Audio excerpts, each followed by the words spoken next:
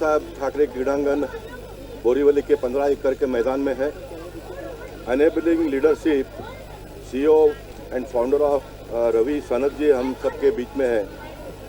Enabling leadership के chairman Ramkesh ji भी है। 8000 बच्चे इस संस्था में काम करते हैं और 2 दिन का यहाँ पर ये फुटबॉल का इवेंट चलेगा जिसमें 700 से भी ज़्यादा बच्चों ने भाग लिया है। और ये 5 राज्यों में से बच्चे आते हैं।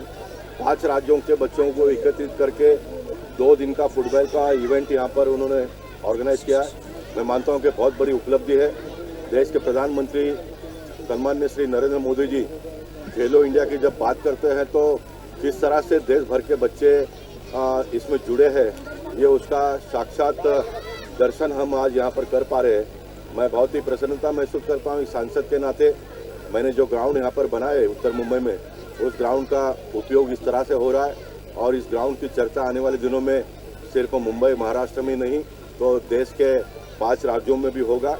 और इस प्रकार के कार्यक्रम के माध्यम से मैं मानता हूँ कि बच्चों का मनोबल बढ़ता है। और ये सारे जो बच्चे इन्होंने लाए हैं वो मध्यम वर्गीय और स्लम एरिया में से बच्चों को पकड़कर इन्होंने लाया है। ये बहुत बड़ी बात है, ऐसा मैं मानता हूँ। इस उम्र में बच्चों को प्रोत्साहित करना, उनके दिलो दिमाग में एक आत्मविश्वास डालना, ये बहुत बड़ी उपलब्धि है। आज के छोटे बच्चे कल के हमारे देश के नेता होंगे, इस प्रकार की भावना व्यक्त करता हूँ। और फिर एक बार मैं एनेबलिंग इंडिया के सारे लीडर्स को बहुत बहुत धन्यवाद देता हूँ। रवि सर, आप क्या कहेंगे सर, कैसी कल्पना है इस कार्यक्रम के बारे में? तो पहले तो मैं गोपाल शेट्टी जी का थैंक यू बोलता हूँ क्योंकि उन्होंने इतना टाइम लिया हमारे लिए यहाँ पे आके और हमारा उद्घाटन किया और बच्चों को ये स्पोर्ट्स के बारे में बोला। मगर एक चीज़ जो बहुत महत्व है कि जो हम एनेबलिंग लीडरशिप का हमारा जो प्रयत्न है कि फुटबॉल खेलेंगे और जैसे गोपाल शेट्टी जी ने बताया कि खेलने से हेल्थ बढ़ता है और कॉन्फिडेंस भी बढ़ता है।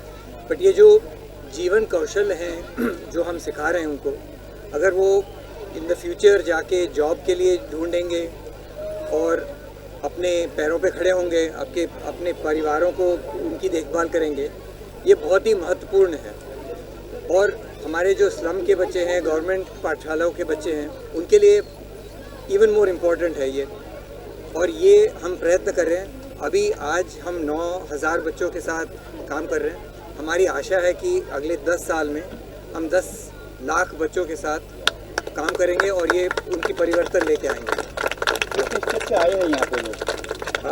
तो यहाँ पे दिल्ली से हैं, पुणे, हैदराबाद, चेन्नई, बेंगलुरु और काफ़ी रूरल 45 गाँवों से आए हैं। साताना के पास में, धारवाड़ के पास में, कुमटा के पास में। सो ये क्षेत्रों में उनका कंपटीशन रहा है, वहाँ से जीत के यहाँ पे 700 बच्चे आए हैं।